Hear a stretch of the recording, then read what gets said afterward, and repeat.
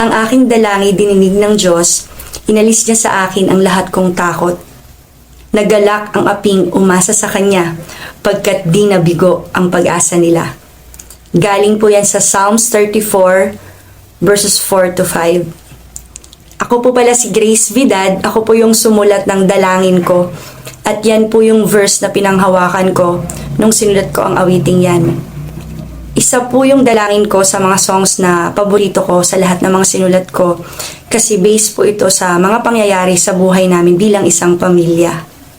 2016 po nung nagsimula yung maraming pagsubok sa buhay namin. Kung maaalala nyo yung tungkol sa sindikato ng mga rentangay, yung carnapping ng mga sasakyan nung time na yon, national issue siya eh. Kasama po kami doon sa mga biktima nun, pati po yung kapatid kong si Ja. So, na-televise pa nga kami noon. Maraming mga ka-churchmate nakapanood noon. Mate-televise ka na nga lang, diba? Sa ganong eksena pa. So, parang nakakahiya.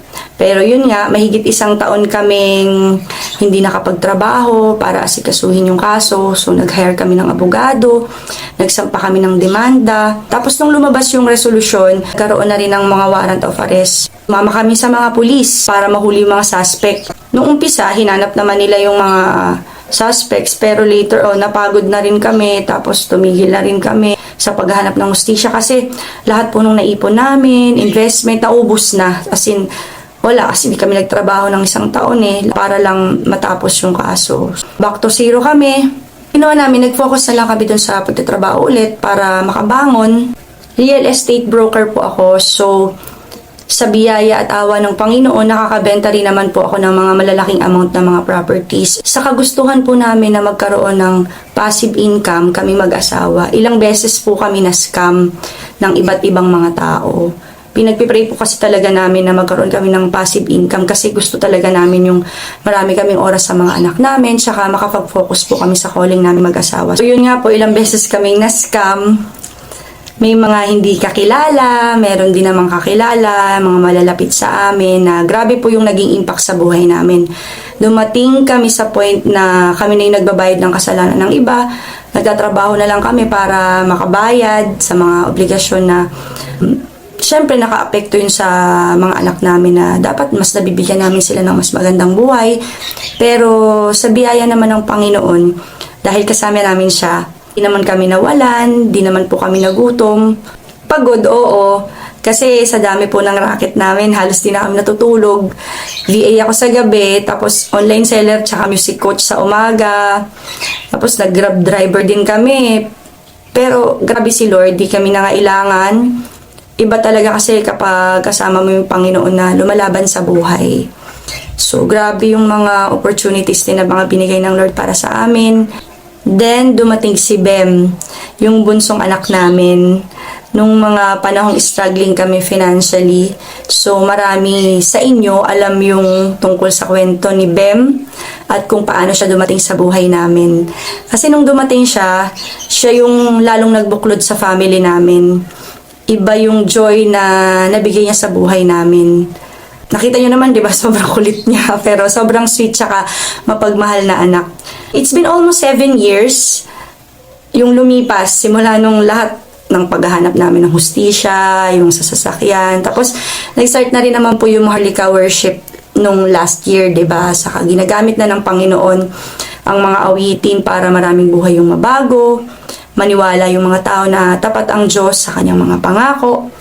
Marami nga po nagtatanong sa akin bakit hindi ko pa raw po nire-release yung dalangin ko. Bakit daw mga bagong songs yung mga naunang i-release. So, ito po kasi yung song na alam natin lahat dito sa Win, diba? So, kasi dati pa naman natin tong kinakanta dito. Hindi ko nga rin alam bakit na-delay nang na-delay. Nag-pray po ako sa Lord. So, sabi ko sa Lord, Lord, sa September po, i-release ko na po yung dalangin ko, ha. Birthday ko na kasi. Actually, yun lang yung reason ko. Kasi birthday ko, September. Saka sabi ko na rin sa Lord, syempre Lord, ang dami na rin na-request noon. So yun, ito na nga, just recently, mga August yun, bago matapos ng August, may pumuntang pulis dito sa bahay namin. Hinalungkat niya daw yung kaso namin sa archive. Kasi may nahuli daw silang suspect nung nag-operation sila. So, hindi namin sinasadya. Dahil sa intel sila nahuli nila yung suspect na kumuha sa sasakyan namin 7 years ago. Pero ibang kaso. So, to make the long story short, dahil nahuli na po yung suspect, start na po yung hearing namin nung September 5. And hinahanap na rin po yung 3 suspects pa dun sa kaso namin, including yung pinaka-mastermind ng sindikato. And then, yung pinagpipray din po namin na passive income, natupad na din po kasi nag-open po this year yung Safe Place Family Private Resort dito po sa bahay namin. Laking tulong po nun kasi passive income talaga siya. Naging ministry na din po namin yon sa mga pamilyang hindi po nakaka-afford na mag-staycation kasi mahal po sa iba. So, pumapayag kami na kapag talagang yung kung magkano lang yung kaya nila, pumapayag na po kami doon na kapag swimming sila, kapag overnight, yun. So, sobrang grateful kami sa Panginoon sa lahat ng nangyari, sa family namin, sa lahat ng mga natutunan namin sa loob ng 7 taon, sa kapayapaan, sa pag-asa na binigay niya na hindi namin kayang hanapin dito sa mundo.